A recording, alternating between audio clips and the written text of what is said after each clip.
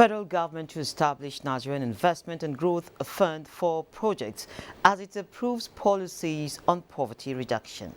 House of Representatives asks the Central Bank of Nigeria to suspend deadline for microfinance banks recapitalization, plus oil prices extend gains as bullish demand outlook outweighs India concerns.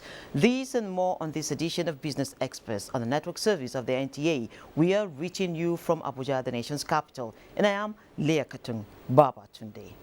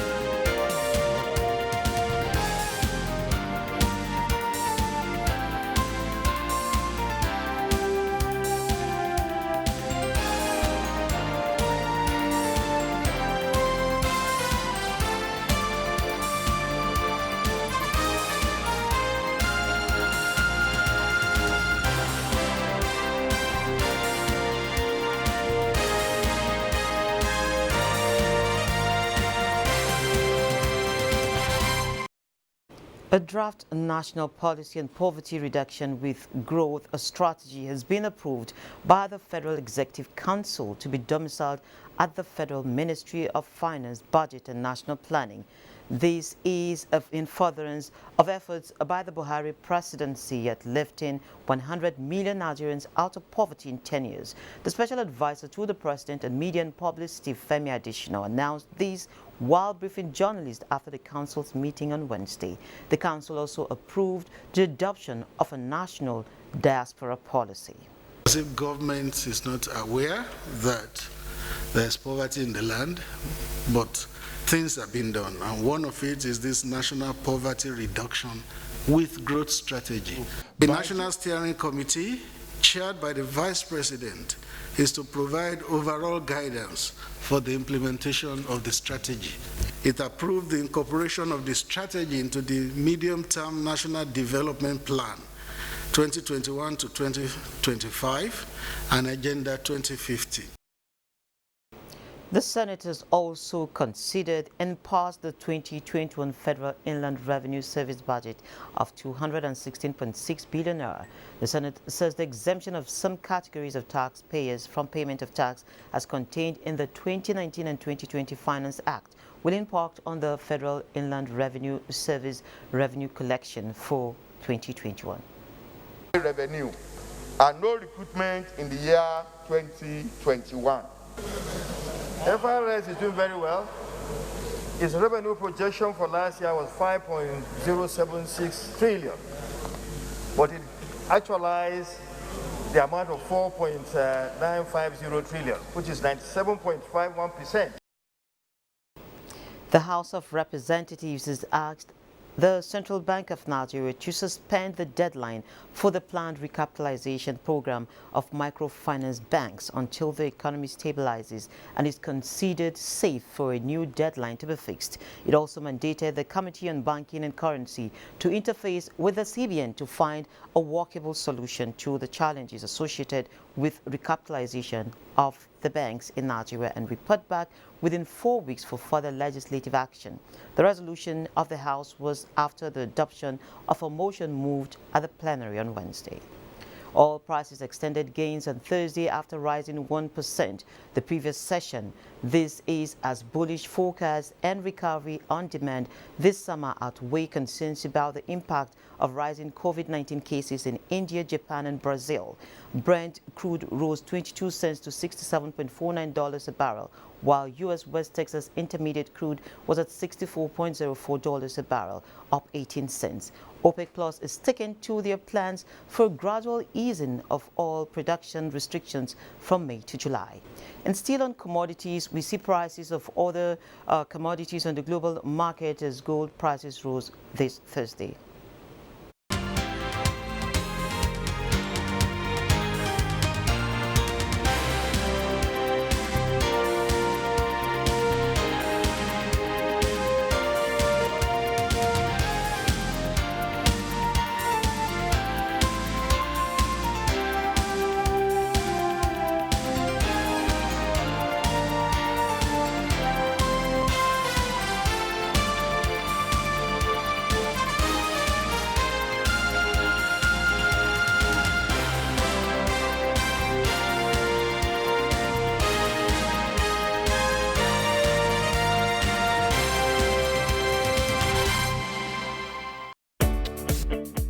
Nersal Microfinance Bank wishes to inform the general public not to give money to anybody disguising as its staff or agent to secure the COVID-19 Targeted Credit Facility or AGS-MEIS loan. However, a training fee is charged by Accredited Entrepreneurship Development Training Institute (EDIs) for the training and business plan for the AGS-MEIS loan.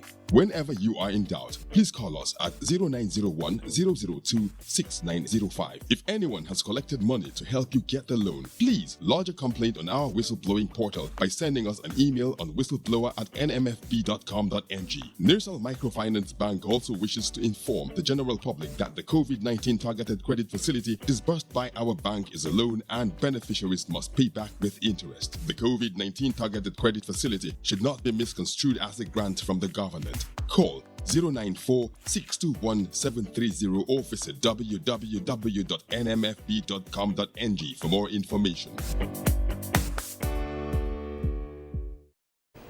Now, Nigerian importers from China are said to be facing serious hurdles of sourcing the dollar as foreign exchange for their businesses. 3 years after the initiative was launched, what is the progress of the swap deal between Nigeria and China, in which 720 billion naira for 15 billion yuan was involved? The idea was meant to cut the rate of currency conversion for imports from China using the dollar. Now, this means a single conversion instead of two. Our guest, Dr. Emeka Okengu, is an economist, and he is here in the studio with me to talk about the currency swap. You're welcome, Doctor, to the program. Okay, great. After signing the swap deal, this is 3 years. What is your assessment of that deal? Well, I'm a little bit taken aback with seeing the mention of the dollar, because the swap deal was actually supposed to be eliminate the use of the dollar. That was basically what it was all about. So if you're saying that Nigerian importers or Nigerian exporters are facing a hurdle of sourcing dollar to import from China, then there's a mix-up. Either we're not getting it right or we're not understanding the program correctly. And I think if it's so, if we have a swap deal, what the swap deal basically means is that you're going to be putting 15 billion yuan, okay, as against our own 720 billion, which technically converts to about 2.5 billion US dollars. And you were not supposed to be eliminating completely. It was just supposed to make transactions easy. Exactly. You discount against the yuan or the naira, depending on which side it's coming from. So for us to introduce the issue of dollar in it is actually a little worrisome. Yes, because findings have most of the traders, some who spoke to us actually off camera, still talking about having to source the dollar. The process of getting the yuan is too cumbersome. They would rather stick with getting the dollar. Can we afford that right now? Okay, so it's all about process now, right? Because if my statistics again are right, only about 1.7 billion yuan, has been taken off that fund, right? It's a very, well, everything that has a process, it depends on your understanding and your level of understanding the rules of engagement. There's supposed to be a bidding process where your bank is supposed to be, but you can't bid in isolation of a trade of something there. It has to be predicated either on an import or export of goods and services. In other words, there has to be a pro forma. Okay? Now, but that pro forma again has a lifespan of I think about 72 hours or thereabout. You must use it or lose it. So if there's any challenges, it will be first and foremost to look at the process and then look at the understanding of how the deal runs. Okay, there's no other way. I mean, if somebody has eliminated, the yuan is exchanging for about 58 to a naira. The dollar is about unofficially 480, officially about 3 to 410. How do you want to compare that? That's about over 600% increase in difference or in volume. So why would anybody want to be going, even if you can get dollar at official rates of 300 and something naira, why would you want to go there when you can get yuan at 58 and everything you're going to be getting, you're getting from China? Now, if this conversation was all about using the dollar to buy from dollar-denominated economies or dollar-denominated goods, then yes, any trader can say to you, I'd rather go for my dollar and run away from trouble. Exactly. So are we having the communication problem here? I think we're having a proper understanding of facilitators, the people who are agent understanding of a process. Okay, because it's not there's an intermediary. Okay, maybe having that intermediary clear understanding of what the intermediary should do, and then these are the deposit monetary agencies, the banks and the BD or whatever it is you're using to now seek for those funds. And I think the central bank should also come out. It's also not too good on their part that for 3 years, and now that we need it most, I mean 80% or 90%, even maybe much more of all our goods and services, okay, finished, semi-finished, raw materials come from China. And then you have this open window where you have about 2.5 billion, okay, that you can be able to discount against the yuan, acceptable in Naira. I should be, by now, I thought we would have overdrawn it. That the fact that we've just done probably less than 12% or less of that money is not good at all. Okay, so just as you've explained, we've also had people say, no, it is better, as I said earlier, it is better to just stick with the dollar. What is the costs of insisting on transacting with the dollar and having to exchange into dollar and then exchange into the yuan before you import? I have this friend that says the answer is in the question. It's clear now.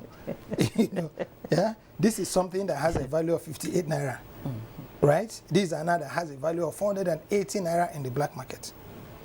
And when you buy at 480 naira and you want to exchange, you'll be exchanging by maybe 483 naira. Okay, so even if you're able to do it, the final cost goes to the consumer. And this is how you begin to now talk about hyperinflations. Do you understand what I'm saying? Because if we are saying that we're depending on China close to 100%, if you may, okay, for everything.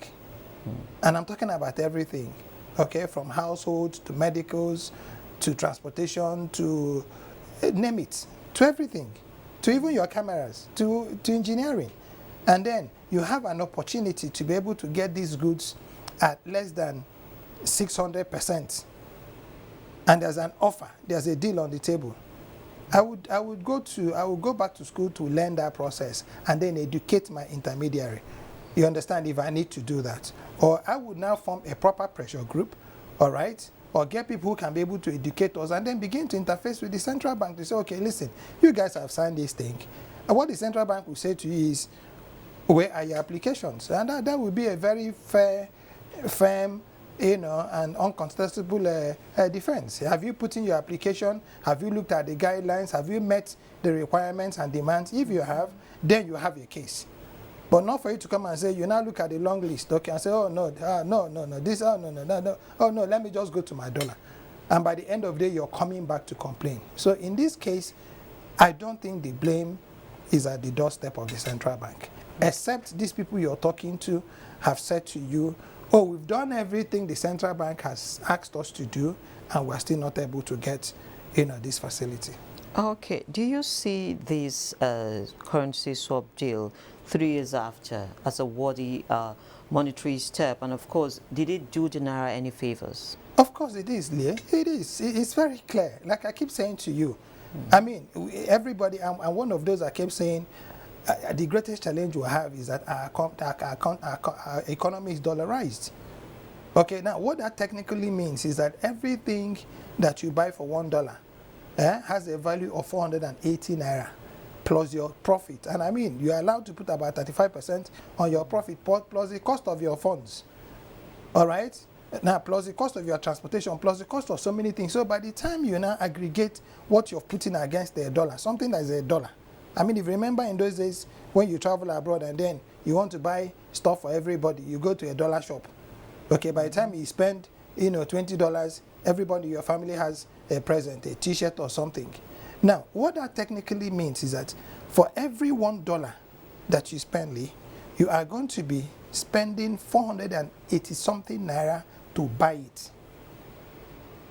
everything that has a value of $1, okay, now it's been increased about 480%. That's what it means.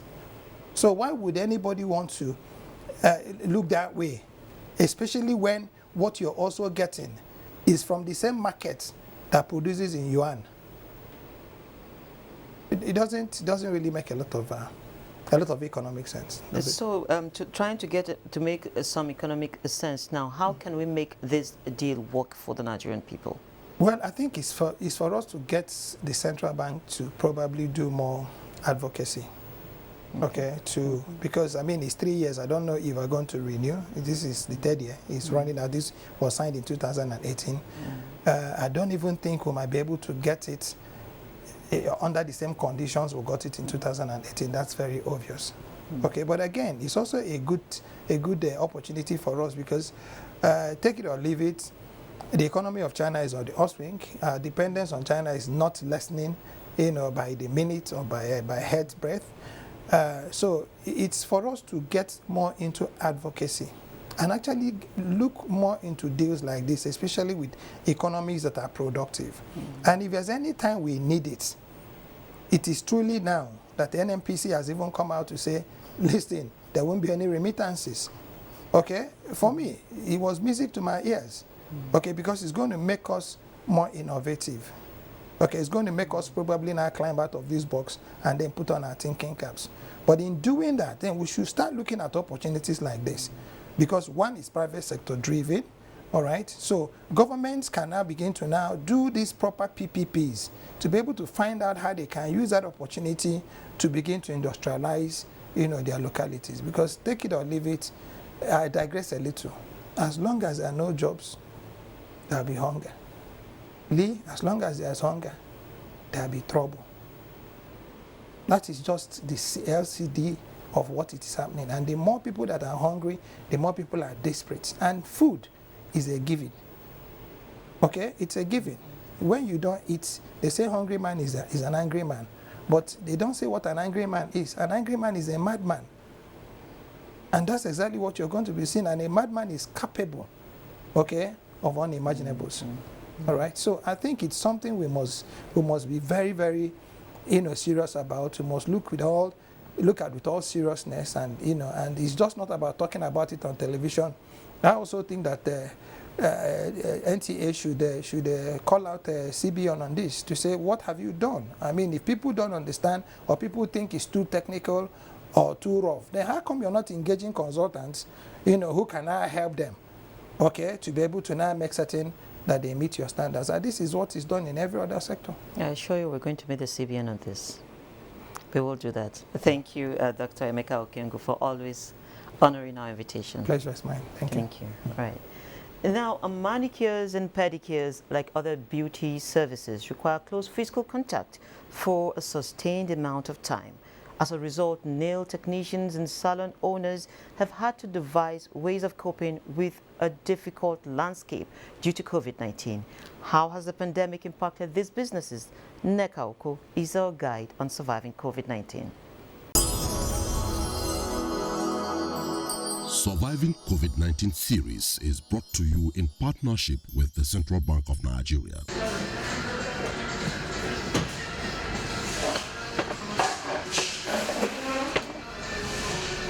Deborah Tunde, a nail technician, has been in the beauty business for some years.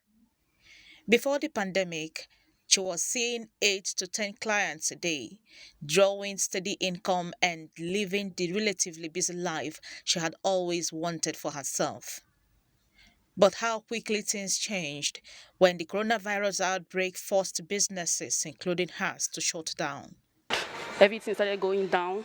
There was no much clients, no customers. Sometimes you can stay a whole day, nothing, or you just do one. So seriously bad. At the moment, Deborah depends on barely half the customers she normally would under normal business conditions to survive. We didn't know something like this was coming up, so actually I don't have anything on ground. It's just these pedicures I was doing for a living, so well, we thank God for everything. By God's grace, everything is turning up. Gradual process, yes. Though we have not fully recovered, but we thank God now. It's still better than the early time of COVID-19.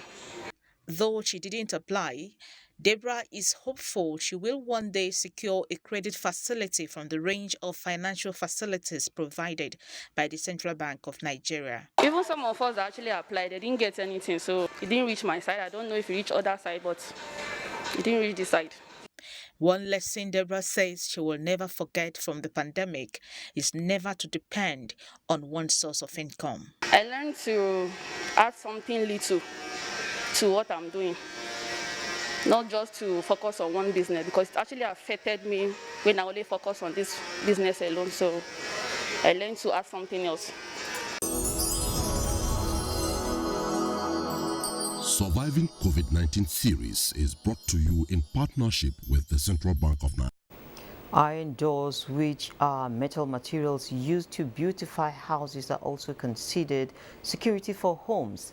However, findings from Uyo Akwa Ibom State reveal that unlike in the past, prices are exorbitant as dealers in the business lament low patronage and attribute the high cost to economic challenges. Joy Ubani, who interacted with some dealers in Uyo, reports for Business Express. Iron doors are resistant to moisture, rot, fire and variety of insects. Iron doors are durable materials you can use for security purposes. Some people say buying local iron door is more durable than the foreign or imported iron doors.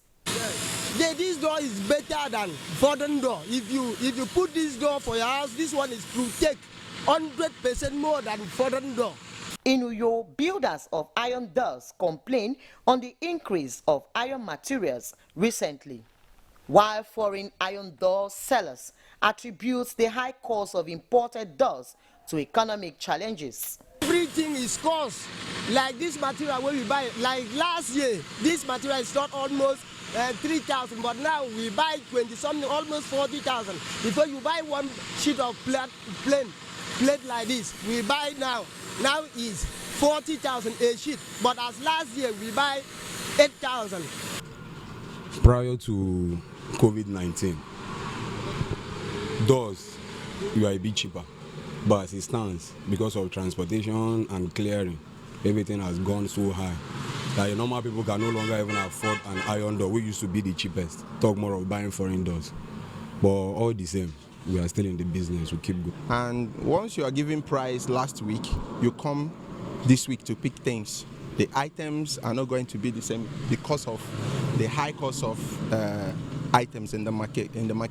However, despite the high cost of iron doors, the business still witnessed a certain degree of patronage as some Nigerians still manage to build. They come down, bring down the price, then things will be stabilized. I don't see things dropping, except there is a drastic measure from the government to bring it down. If nothing is done, I don't see anything coming down. They should do something for us because it's affecting us. In Uyo, Joy Ubani for Business Express. Now, data from the equities market show investors lost 274.23 billion naira to close Wednesday's trading session. On a negative note, the all-share index fell 1.33% and opened this morning at 38,781.48 points. Equity capitalization resumed at 20.2 trillion naira. U.S. markets are set to open higher as Asian shares extended gains on Thursday. Let's join our boss Abel for the report. Asia Pacific mostly rose on Thursday as investors reacted to the U.S. Federal Reserve's decision to keep its easy money policy in place. Mainland Chinese stocks were higher on the day, with the Shanghai Composite up 0.52% to 3,474.9. Hong Kong's Hang Seng Index rose about 0.7% as of its final hour of trading, while Nikkei also topped 0.21%. European stocks advanced in early trading Thursday as markets react to the U.S. Federal Reserve's decision to hold interest rates near zero and digest a fresh round of corporate earnings. The pan-European stock 600 climbed 0.4% in early trade, with telecoms jumping 1.5% to lead gains, while autos fell 0.3%.